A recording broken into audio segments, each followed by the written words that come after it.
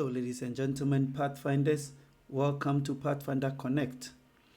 Today we'll be looking at one of my favorite honors, or should I say four of my favorite honors, camping skills.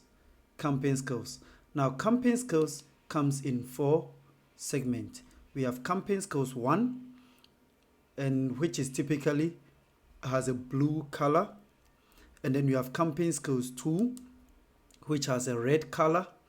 And then you have camping skills 3, which has a yellow color. And then the camping skills 4, which is typically white. Okay, now you can't do camping skills 2 without having camping skills 1. And the same thing applies to camping skills 3. We can't do camping skills 3 without having 2 and 1. We can't do 4 without having the first 3. So in this series, we'll be looking at these honors one by one. You'll be looking at them one by one. So please follow me as we get into these camping skills. Before we get into details, please like, share, and subscribe to our channel. And please hit the notification bell icon so that whenever we upload a video, you'll be the first to see it. Thank you. Camping skills. Let's look at camping skills 1. Here is camping skills 1. Okay. Let's look at the requirement of camping skills 1. It says be at least in the 5th grade. Be at least in the 5th grade to do camping skills. So camping skills 1 has been designed so that it is within the capabilities of Pathfinders who are in the 5th grade or higher. Okay. First requirement says memorize the 7 leave no trace principle. The 7 leave no trace principles. The 7 leave no trace principle. First one says plan ahead. Plan ahead. So when we say plan ahead, what do we mean by plan ahead? As a leader, you must plan your camp ahead. You must plan maybe months before the camp actually happen. If you haven't watched our previous video on club planning and programming, please go and look into it, and then you understand what we mean by plan ahead. All right. So as a leader, you must plan ahead when it comes to dealing with camping skills 1. Okay. Plan ahead. All right. Travel and camp on a durable surface. Travel and camp on a durable surface. Don't camp in a place where there are stones, there are thorns, because you have to sleep comfortably. You can't pitch your tent in a place where there are thorns and stones. It becomes difficult to sleep properly. Okay. Dispose of waste properly. Waste and sanitation is very important when you are camping. You are in the bush, so you have to have a structure in place, or a way in place of dealing with your waste products. Okay. Leave what you find.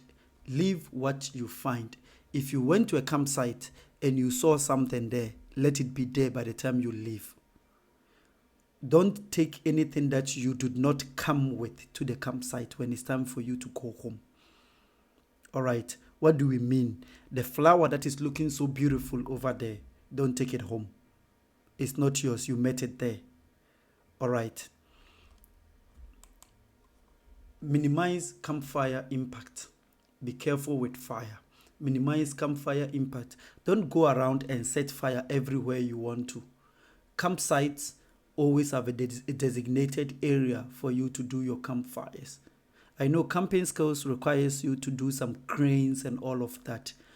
Communicate with the owners or the managers of the campsite. Let them know what your activities will be, so they can help you with setting up fires or places for fire. That takes us back to the first point, plan ahead. Okay, respect wildlife. Respect wildlife. If you are within KZN, you find out that most campsites have monkeys. Most campsites have monkeys. Respect those monkeys. Some campsites will tell you do not feed the monkeys. Please respect that and do not feed the monkeys. Do not throw stones at the monkeys. try. I know you are dealing with kids, but try as much as you can to control the kids when it comes to these things, when it comes to wildlife. All right. Be considerate of other visitors. Be considerate of other visitors. Yes, we are Adventists, but sometimes you find yourself camping in a place whereby you are not the only one camping there. You're not the only one camping there. Please do not let your program or your activity become a nuisance to someone who is also camping there. If you cannot sleep, don't make noise. I know nowadays we have Bluetooth speakers and our kids go to camps with the speakers playing music. Please do not become a nuisance to other campers. And when I say other campers, I don't mean only the people who are not part of your club. Even the people that are part of your club, don't become a nuisance to them. If you are someone who wakes up at 3 o'clock in the morning, it does not mean that you must wake everyone up with your noise making at 3 o'clock in the morning. When you know the program says rise and shine or morning manna is at 5 o'clock or 6 o'clock, don't force people to also wake up at 3 o'clock just because you cannot sleep. Note, if you ever plan to go camping in a location that allows hunting, such as a national forest, bright colors is an important safety consideration. Camouflage or dark colors or dark color tents will not aid hunters in quickly identifying that there are people in that area. What do we mean? Make sure you wear bright colors, red, yellow. These are bright colors that makes people see if you are camping in an area that hunting is allowed, so that they don't mistaken you for an animal and shoot you. All right. Know 10 things to do when you are lost. When you are lost, what are some of the things you need to do and the don'ts when it comes to getting lost? Some of us are going to get lost on the day of hiking or even in the campsite itself. Some of us are going to get lost because our kids are going to run around. So let's try and understand the things we need to do so we do not find ourselves wanting. 1, when you are lost, do not panic. When you are lost, do not panic. Because when you panic, you tend to not think straight. You tend to not think straight. If you go and look at our previous video, which is talking about orienteering honor, you have to be able to read a map. Now, when you panic, you don't tend to be able to read maps properly. So do not panic.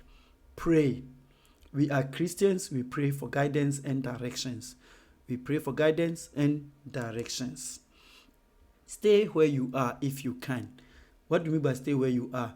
If we are hiking, we hike in unit. And if you're hiking in unit, it is the duty of the counselor to make sure that the number of people he started with in his unit are the number of people that he sees at all time. Which means if he started with 8 members in his unit, he should know that at any given point in time, his unit have to be 8 members. If he finds that there's one missing, he has to stop and then go back to look for that one person. So if you stay where you are, it makes it easier for the unit leader, the counselor, to find you. Okay, listen for the sound of other campers.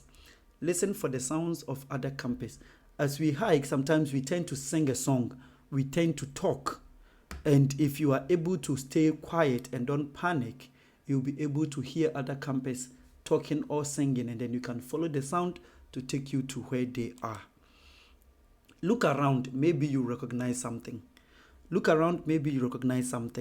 do they mean by this? If you have a map with you and you are lost during hiking, and you look around and you see there's a river, then you can identify where you are relative to the campsite. So look around, maybe you recognize something. If you have a whistle, blow it. Our lanyards in our uniforms are not just for decoration. They hold a whistle at the end of it. Those whistles come in handy when you are hiking.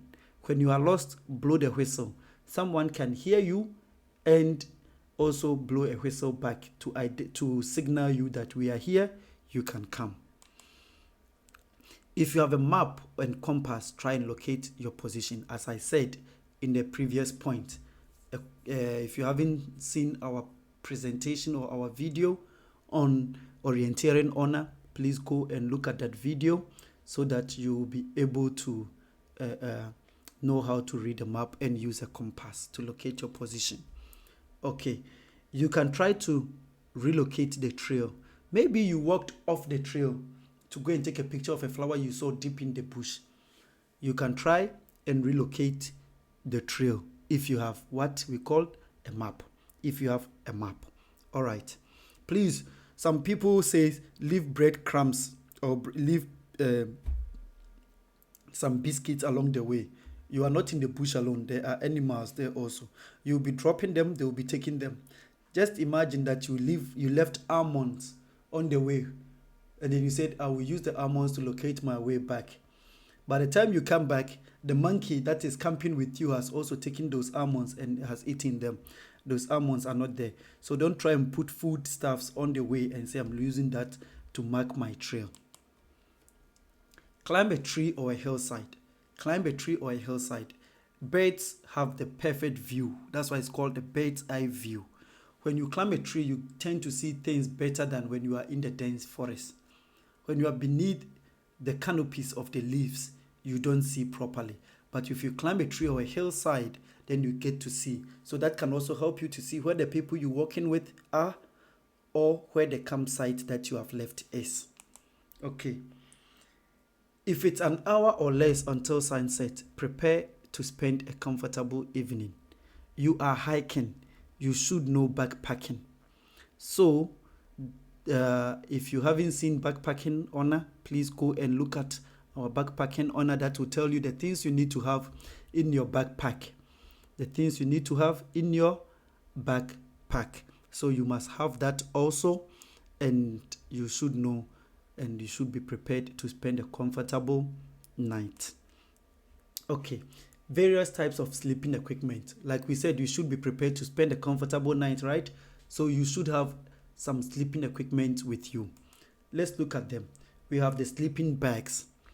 So when it comes to the sleeping bags, the most common ones you find are the rectangular sleeping bag, which typically looks like this. It's rectangle.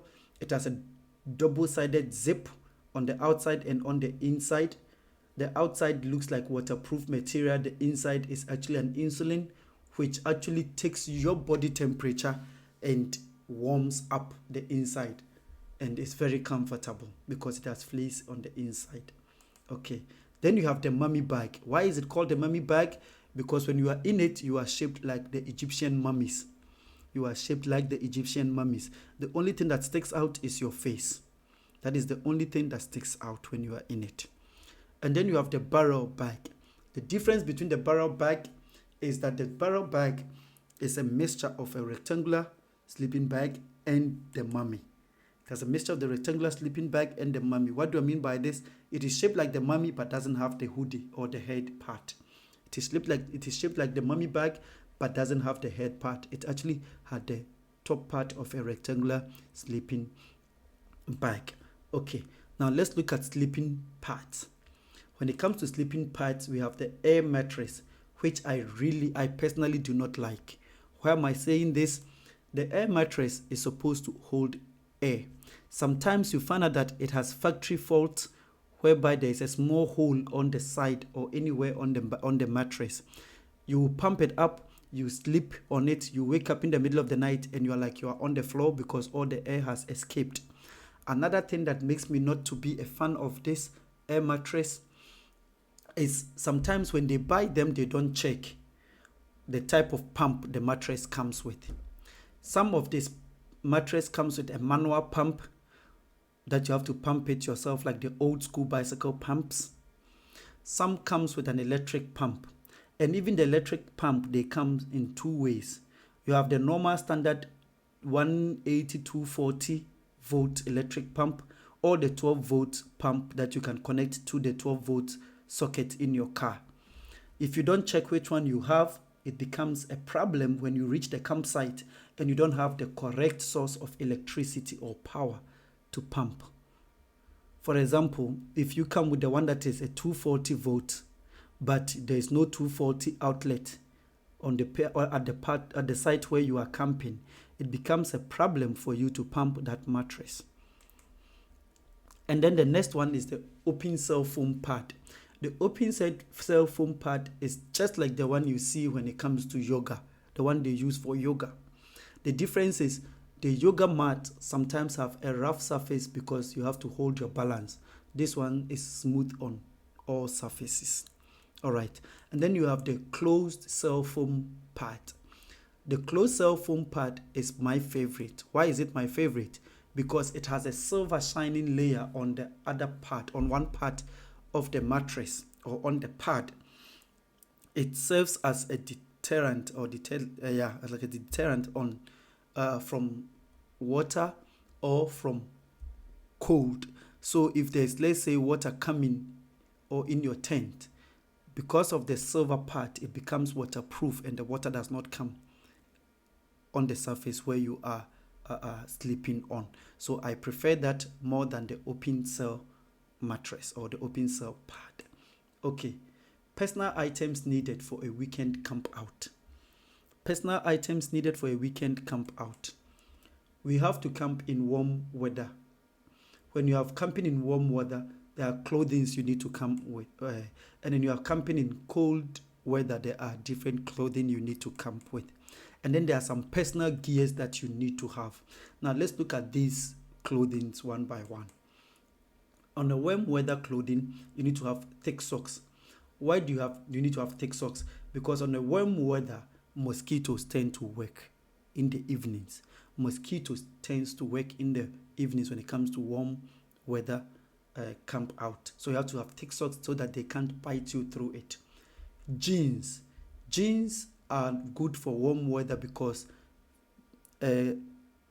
surprisingly, jeans have what do you call the openings in the material itself that allows air to come into it. All right, and then you have to have light shirt, short sleeves, light shirt, long sleeves. Why short sleeves and long sleeves? During the day you can wear short sleeves, but in the evening you have to wear long sleeves. Like once again I said, mosquitoes tends to work at night. Hat with a wide brim. Because of the sunlight, because of the rays of the sun, you must have a hat with a wide brim to protect your eyes from the rays of the sun. And you must have boots that are going to help you. We have some types of boot. We have the Chelsea boot, we have the hiking boot. You must have these boots that are going to help you in the warm weather. Let's look at cold weather clothing. Cold weather clothing, thermal underwear.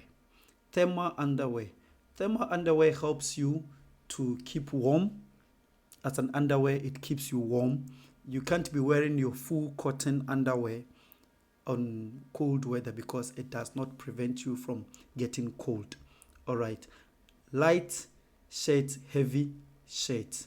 Light shirt and heavy shirt. Why? Because depending on where you are, for example, if you're in KwaZulu-Natal, you know that the weather can change in every minute. You can live 4 seasons in one day if you're in KwaZulu-Natal. So because of that, when you have a light shirt, when the weather heats up, you can maybe have a light shirt. When the weather tends to be cold, you can then put on a heavy shirt. All right. Wool sweater. Wool sweater tends to keep your body or absorb your body temperature, and with that it keeps you warm. Windbreakers are also good because when it's cold it tends to be windy, and the windbreakers helps you to not actually get the wind directly to your skin. Fleece pants or synthetic pants. Fleece pants and synthetic pants are very good because the fleece also works as a windbreaker. Nylon pants are like plastic, so because of that, cold does not come into it, and it actually helps you sweat a bit faster than your cotton pants. Okay, overcoat. A coat that is a bit longer. Sometimes you see they are longer than your knee. It goes beneath your knee or below your knee level. Those are also good. Wool socks. Wool socks are very good. Wool socks are very good because they also tend to keep your body warmth. Boots once again, and warm hats. Warm hats are those hats that are actually good because they cover your ears. They have the layer or the overlay that comes on top of your ear. All right. Let's look at some personal gears. Your personal gears, these are things that you cannot share with people. These are things that are meant for you and you alone. Personal gear. Sleeping bag. Sleeping bags are for you and you alone. Foam, ground or pad or air mattress, they are for you and you alone. When you go to the shop to buy, you will see that their sizes are very small. It can only take one person, especially the pads. All right.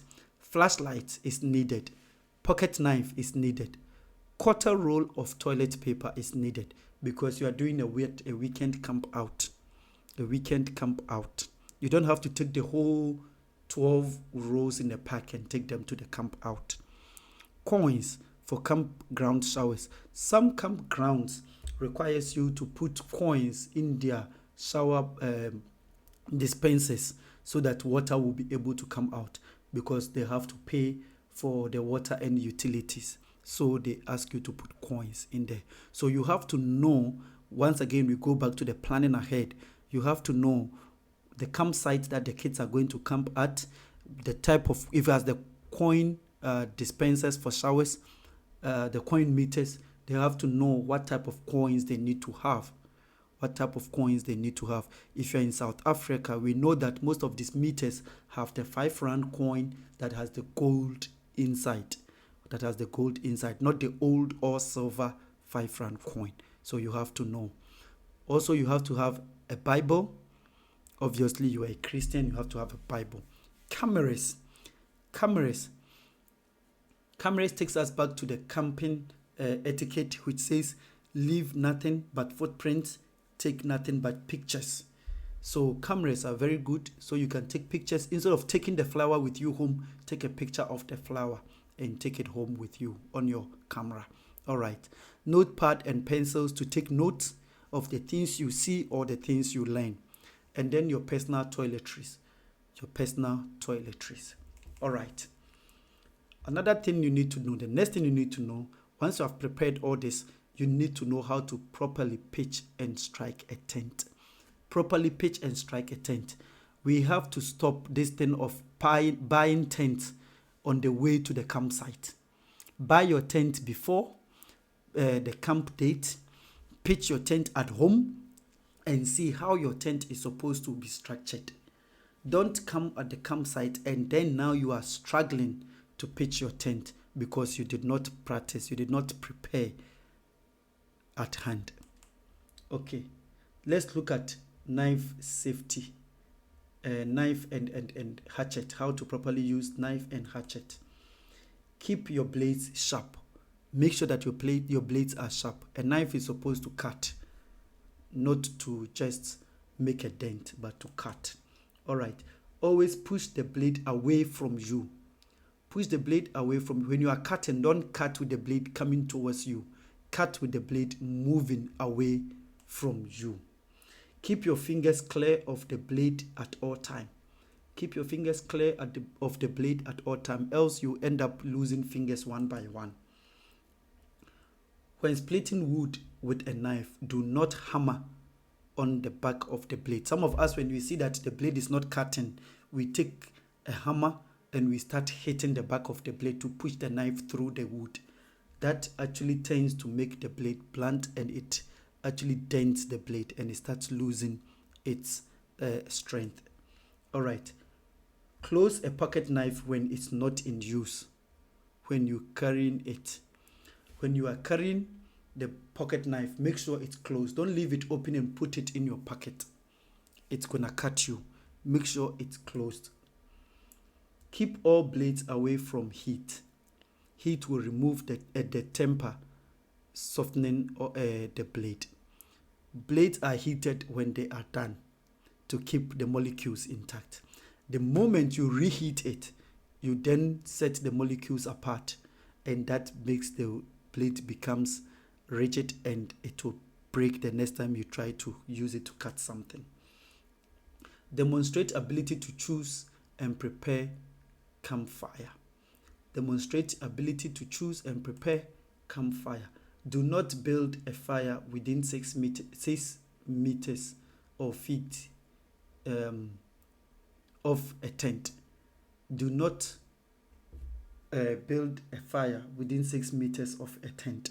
Why? Because wind blows and the fire can be blown out and it will hit the tent, and your tent is made of polyester and it can start burning easily. Stay clear of vehicles as well. Don't let your fire be close to vehicles, because vehicles are using fuels which are very flammable, and if there is a leak anywhere, that fire can spread and the car will catch fire. Do not start a fire in a new area if there is fire pit already available. That takes us back to the safety. Make sure that if the campsite has designated an area for fires, make sure that your fire is done there, not somewhere else. If you must build a fire in a new area, dig out a sod first. Dig out any sod first and lay it inside. Dig out sod first. Make sure that you dig a small pit and you set your fire inside the pit. And then when you are done, the dirt that you dug out comes back to cover the fire. If there is no sod, clear out all the duff and debris so that only inorganic materials is in the fire. If there are things like leaves, grass that are there, make sure that you clear them all away from where you're making the fire, because those can actually catch fire and spread. All right. Clear the area, double the diameter of the intended fire. If you know that your fire is going to be, let's say your fire is going to be 90 centimeters wide. I'm just making an example, 90 centimeters wide. Make sure your circle is the area that you clear is about at least 180 centimeters wide. All right. Try to fit the stones so that there is no gap. All right. If you're making a circle with the stones, make sure there are no gaps or only small gaps. The stones ring should be 6 to 8 inches high. 6 to 8 inches high, so that in case the fire starts burning up, the stone still holds them in place. All right. How do you protect firewood in wet weather? Obviously, you will want to keep your firewood dry, and there are many ways to do that. One effective method is to put a tap on the ground. Put a tap on the ground. What do you mean by put a tap on the ground? Put something that is waterproof on the ground, so that in case the water starts trickling down, it does not get itself absorbed by the wood. Stack the wood on top of it and fold the tap over the top. Fold the tap over the top. What is a tap? The tap is basically the waterproof material we're talking about. You put it down, you put the wood on it, and then you fold the remaining tap around the wood, which stops water from going in the fire. Place 1 or 2 heavy logs on top to hold the tap down. Those logs will get wet, but they will prevent the wind from blowing the tap off and soaking the wood. All right. You can also keep firewood in an enclosed trailer or the trunk of a car. If there is a car close by, let's say you're camping in a car in an area and there are cars there, you can designate one of the cars and put the wood inside. If there is a pickup truck, or if in South Africa the bakkies, yes, you can, the one that have the canopies, you can put you can keep the firewood inside it.